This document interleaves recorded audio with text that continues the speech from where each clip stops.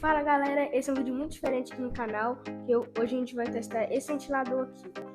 Ó, ele é da Britânia Premier, ele tem 6 pás, 160 de potência e a hélice dele é muito grande, 48 centímetros.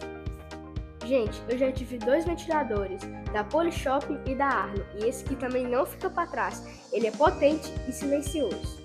Galera, agora vamos para os testes. Velocidade 1, velocidade 2 e agora a velocidade 3. E também, galera, olha a potência do bicho! Super ridículo!